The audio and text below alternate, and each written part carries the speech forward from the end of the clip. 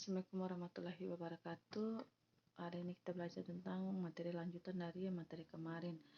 Karena kemarin kalian sudah belajar tentang bagaimana apa itu ceramah, apa itu struktur teks ceramah, apa itu unsur-unsur apa saja yang ada dalam teks ceramah, dan bagaimana penggunaan kaidah kebahasaan dalam teks ceramah. Nah, hari ini intinya kita belajar tentang bagaimana cara menyusun teks ceramah. Yang pertama, langkah-langkah menulis teks ceramah. Yang pertama, menentukan topik. Topik ini inti dari sebuah kalian ingin menulis, berarti kalian sudah tahu topik apa yang ingin kalian bawakan. Karena kalau tidak ada topik yang kalian bahas, berarti secara otomatis apa yang kalian sampaikan pun tidak terarah atau tidak mempunyai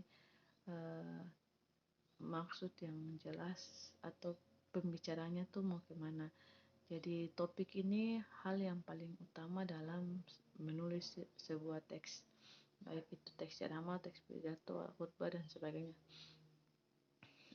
Yang kedua, merumuskan tujuan ceramah. Jadi karena ceramah ini bersifat komunikasi lisan, berarti apa yang kalian sampaikan kepada audiens itu bisa jelas arahnya kemana. Jadi tujuan ini bisa sampaikan secara tersirat maupun secara tersurat. Orang yang menyampaikan dan orang yang mendengarkan itu juga, misalnya yang kalian sampaikan bisa dalam teks ceramah atau dalam kalian penyampaian itu apa yang ingin kalian sampaikan kepada pendengar. Nah, orang yang mendengarkan juga bisa tahu jelas atau bisa menyimpulkan yang si ceramah sampaikan itu tentang apa. Nah, itu tujuannya. Jadi setelah topik, kalian harus tahu tujuannya apa. Ketujuan apa ya pada saat kalian sampaikan segala sesuatu kepada audiens itu di hadapan banyak orang atau apa, itu harus ada tujuan yang jelas.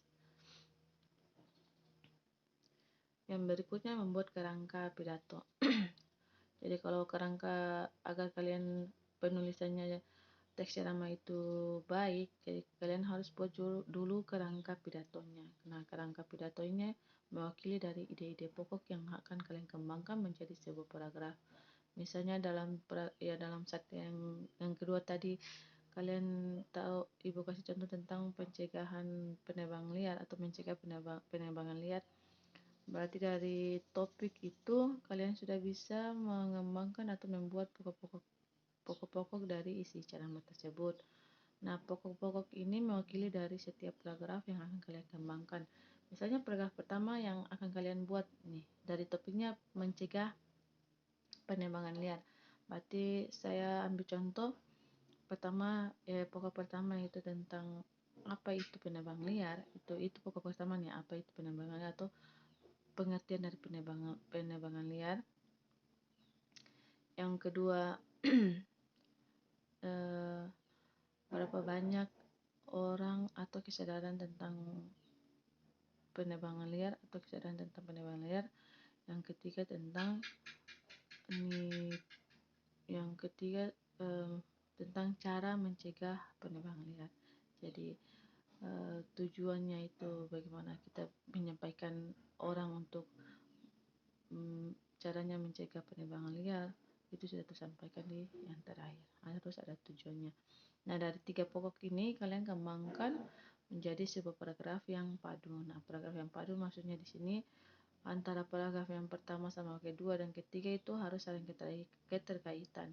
Misalnya yang pertama kalian bahas tentang pengertian dari penebangan liar, yang kedua kalian bahas tentang bagaimana cara mengatasi banjir, itu berarti tidak nyambung, karena yang kalian cari tahu di sini, yang kalian sampaikan topik yang kalian itu mencegah penebangan liar.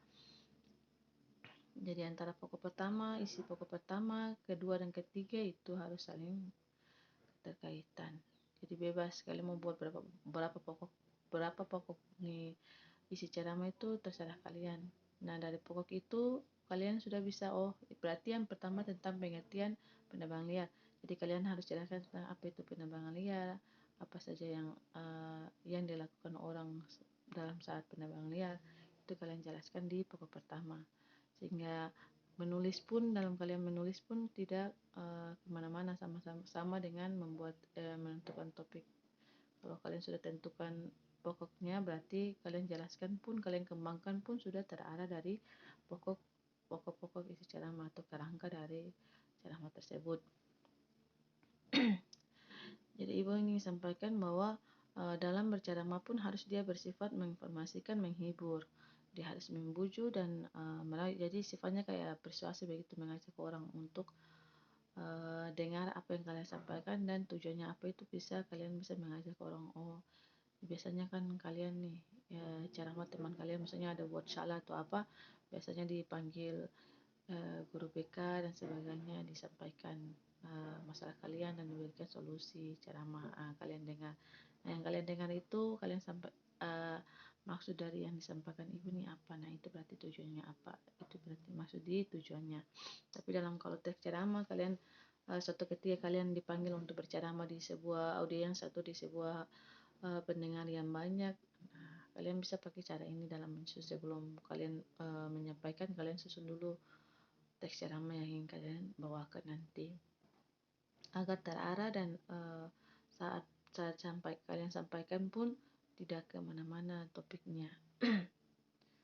Jadi inti dari hal menulis itu kita harus kembangkan kerangka. Kenapa harus membuat kerangka? Agar mempermudah kalian dalam saat penulisan. Sudah terarah, jadi paragraf pertama kalian harus bahas apa, paragraf kedua kalian bahas apa, tiga kalian bahas apa, dan seterusnya itu kalian bahas apa. Mungkin itu saja penyampaian ibu hari ini.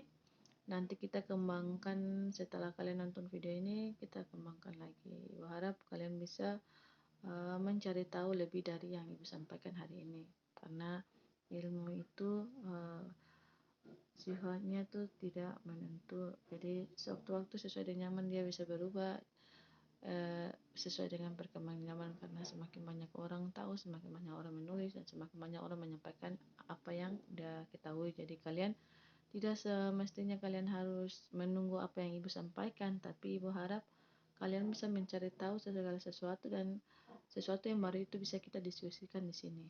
Nah, itu berarti kalian sudah mengembangkan pengetahuan kalian, dan kalian sudah mengembangkan bagaimana cara kalian belajar itu seperti apa. Apalagi dengan keadaan kita atau kondisi kita saat ini, kalian bisa mencari tahu dari berbagai aspek atau berbagai hal itu kalian sudah bisa dapatkan di internet. Jadi apa yang kalian dapat itu tidak sama atau tidak seharusnya kalian dapatkan itu kalian terima mentah-mentah. Kalian harus asal cari tahu dari mana, dan bisa saja kita diskusikan di sini, tidak perlu yang menunggu saya sampaikan terus kalian bahas lagi.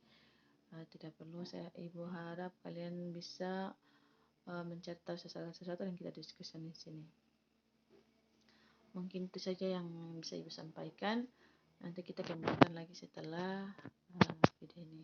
Sekian dari ibu. Assalamualaikum warahmatullahi wabarakatuh.